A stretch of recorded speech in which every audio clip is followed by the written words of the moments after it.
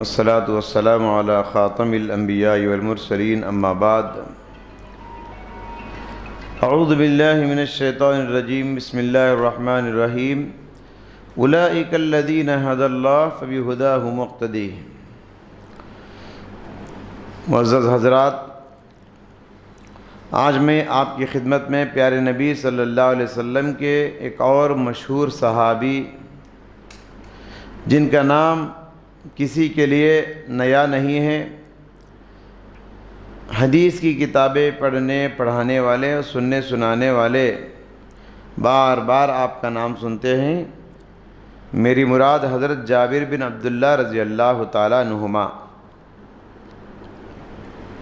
پیارے نبی صلی اللہ علیہ وسلم کی احادیث کا بہت بڑا ذخیرہ انہوں نے بیان کیا ہے، روایت کیا ہے۔ حضرت جابر حضرت عبداللہ بن حرام رضی اللہ تعالیٰ عنہ کے فرزند تھے۔ جابر رضی اللہ تعالیٰ عنہ تھے تو مدینے کے، لیکن پیارے نبی صلی اللہ علیہ وسلم مدینہ ہجرت کرنے سے پہلے ہی مکہ آ کر مسلمان ہو گئے۔ کیسے مسلمان ہوئے؟ پیارے نبی صلی اللہ علیہ وسلم ہجرت کی تیاری کے طور پہ موسم حج میں آنے والے لوگوں سے ملاقات کرتے اور ان کو اسلام کی دعوت پیش کرتے تھے، اور آپ صلی اللہ علیہ وسلم اس ملاقات کو سیرت کی کتابوں میں آپ بیعت عقبۃ الاولیٰ اور بیعت عقبۃ الثانیہ کے نام سے جانتے ہیں۔ عقبہ ایک جگہ کا نام ہے، وہاں اللہ کے نبی صلی اللہ علیہ وسلم مدینے سے آنے والے لوگوں سے ملاقات کرتے، جس کے سبب پیارے نبی صلی اللہ علیہ وسلم کی ہجرت سے پہلے ہی لوگ مدینے میں مسلمان ہو گئے تھے۔ انہی نفوس قدسیہ میں انہی مسلمان ہونے والوں میں سے ایک نمایاں نام ہے حضرت جابر بن عبداللہ رضی اللہ تعالیٰ عنہ کا۔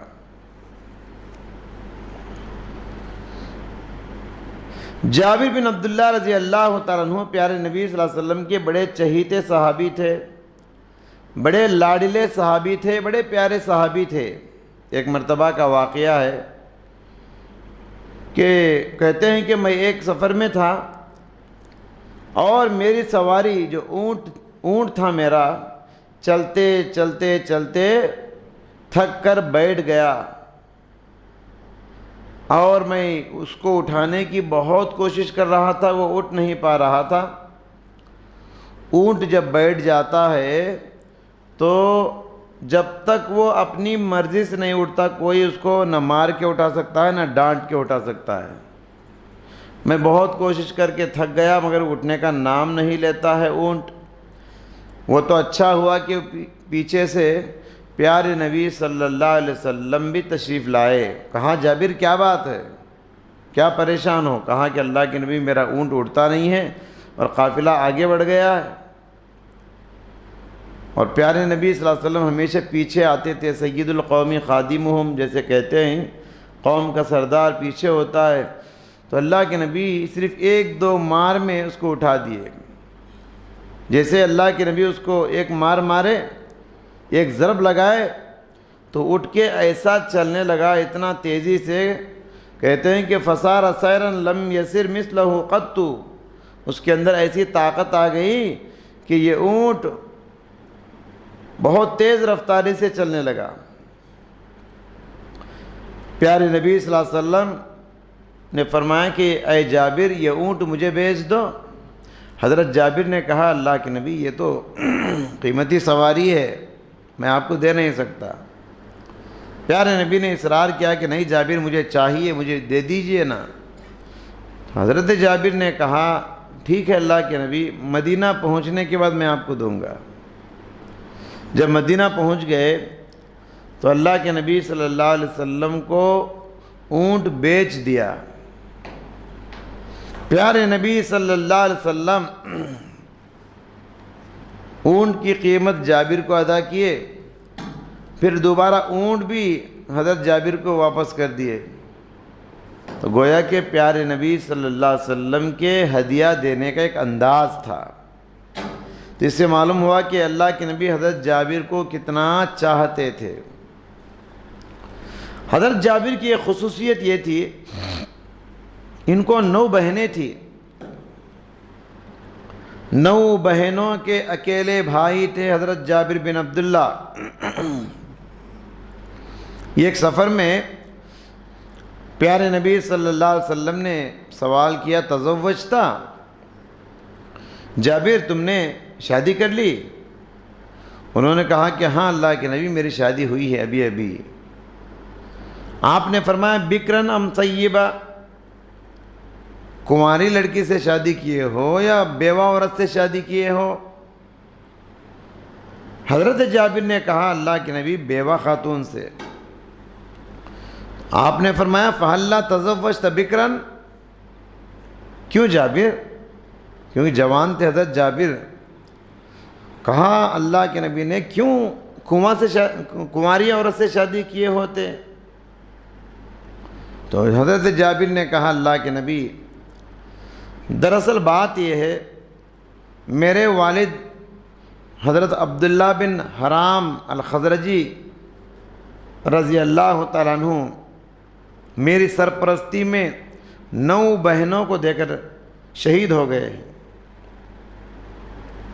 سن 3 ہجری میں جنگ احد ہوئی تھی۔ جنگ احد میں روانہ ہونے سے پہلے انہوں نے جابر سے کہا تھا، جابر میں جنگ میں جا رہا ہوں، مجھے اللہ کی ذات سے امید ہے کہ کل جنگ میں سب سے پہلے میں شہید ہو جاؤں گا، اور تمہاری سرپرستی میں 9 بہنوں کو چھوڑ کے جا رہا ہوں، ان کا خوب خیال کرنا۔ تو جیسے والد صاحب نے کہا تھا سب سے پہلے وہی شہید ہو گئے۔ یہی مطلب ہے اس فرمان کا، انا عند ظن عبدی بی، بندہ اللہ کے ساتھ جیسے گمان کرتا ہے اللہ بھی بندوں کے ساتھ ویسے ہی معاملہ کرتا ہے۔ شہادت کی امید تھی، اللہ شہید بنا دیا ان کو۔ اب حضرت جابر کے سر پہ 9 بہنوں کا بوجھ سمجھیے، ذمہ داری سمجھیے۔ تو حضرت جابر نے کنواری سے شادی نہیں کیا، بیوہ سے شادی کیا۔ کہتے ہیں اللہ کے نبی میں کنواری سے شادی کروں گا، اس کے پاس کم تجربہ ہوتا ہے، ناز نخرے زیادہ ہوتے ہیں، اس لیے میں نے بیوہ سے شادی کیا تاکہ وقت ضرورت وہ میری بہنوں کا خیال رکھ سکے، ان کو سنوارنا، ان کی خدمت کرنا، ضرورت کے لحاظ سے ان کو چوٹی ڈالنا وغیرہ۔ کتنے اچھے بھائی ہیں حضرت جابر، اپنی بہنوں کے لیے کتنی بڑی قربانی دیے ہیں۔ تو بھائی ہو تو ایسا ہونا چاہیے، بہنوں کا خیال کرنے والا، بہنوں کی خاطر قربانیاں دینے والا۔ تو بہرحال حضرت جابر رضی اللہ تعالیٰ عنہ ان پر یہ قرض تھا، جابر رضی اللہ تعالیٰ عنہ کا اوپر یہ بہت بڑا قرض تھا۔ اصل میں وہ قرض جو ہے ان کے والد کا تھا۔ قرضدار آ کے حضرت جابر کو تنگ کرنے لگے،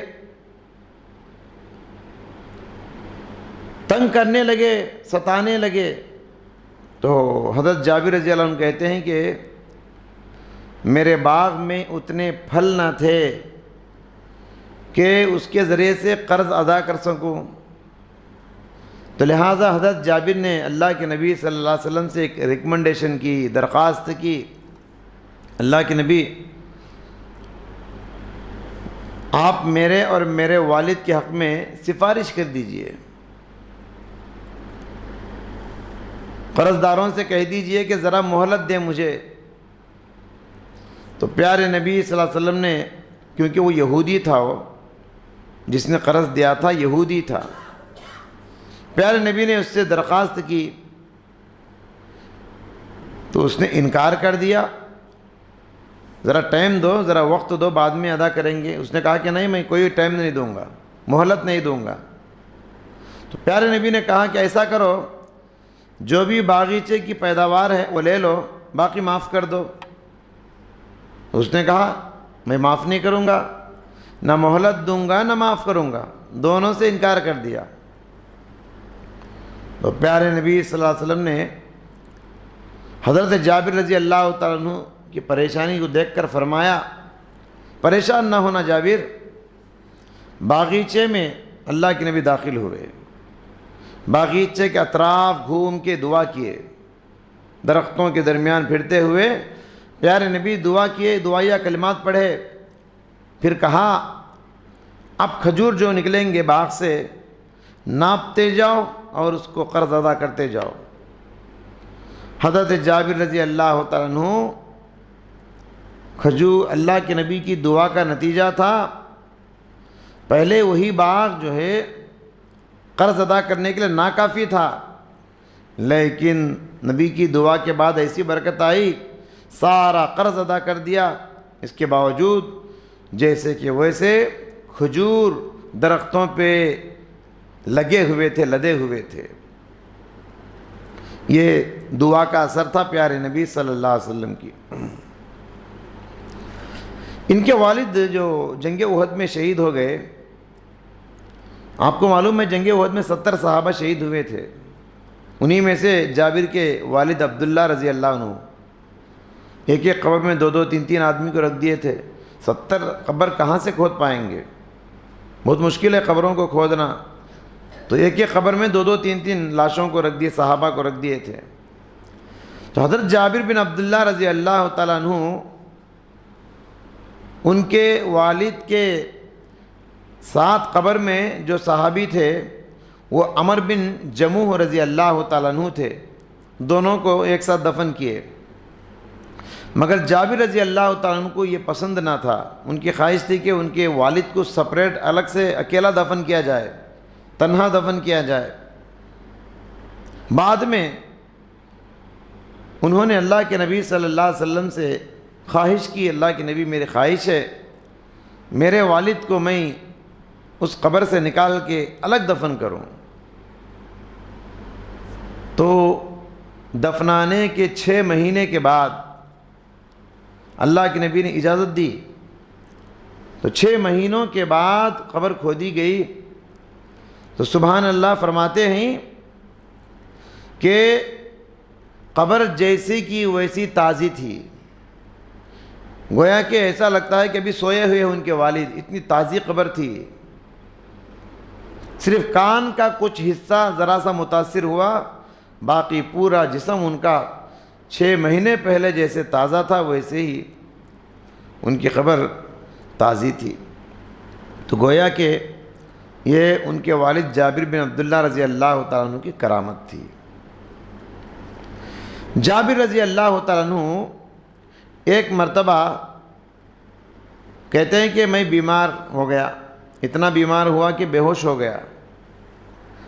آپ صلی اللہ علیہ وسلم کی عادت تھی صحابہ جو بھی بیمار ہوتے عیادت کرتے، تو حضرت جابر کے پاس اللہ کے نبی آئے، دیکھا بیمار ہیں، تو کیا کیا، وضو کر کے وضو کا پانی جابر کے چہرے پہ ڈال دیا، وضو کا پانی، بچا ہوا پانی۔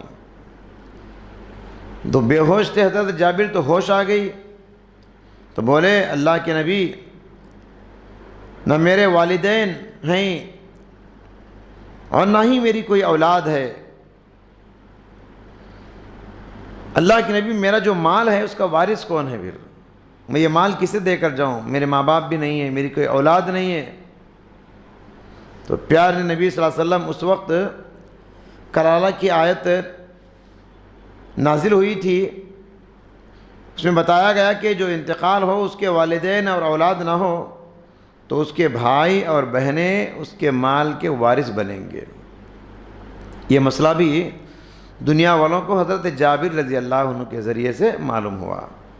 بہرحال حدیثوں کا ایک ذخیرہ حضرت جابر بن عبداللہ رضی اللہ تعالیٰ عنہ روایت کر کے امت کے حوالے کر گئے ہیں۔ بہت محنت سے حدیثوں کو انہوں نے جمع کیا۔ ایک حدیث کے لیے مدینہ سے سیریا جاتے، ملک شام جاتے، ادھر سے ادھر سفر کرتے تھے۔ جابر رضی اللہ تعالیٰ عنہ تو مدینہ سے شام کا سفر انہوں نے کیا صرف ایک حدیث کے لیے. وہاں عبداللہ بن انیس کے پاس ایک حدیث تھی، اس کو لے کر واپس آئے. بہرحال ایک مثالی زندگی گزارنے کے بعد سن 70 پر 8 ہجری میں 90 پر 4 سال کی عمر میں یہ دنیا سے رخصت ہو گئے، رضی اللہ عنہ و ارضا. دعا ہے کہ اللہ تعالی ہم سب کو صحابہ کرام کے نقش قدم پر چلنے کی توفیق عطا فرمائے. آمین. وآخر دعوانا الحمدللہ رب العالمین.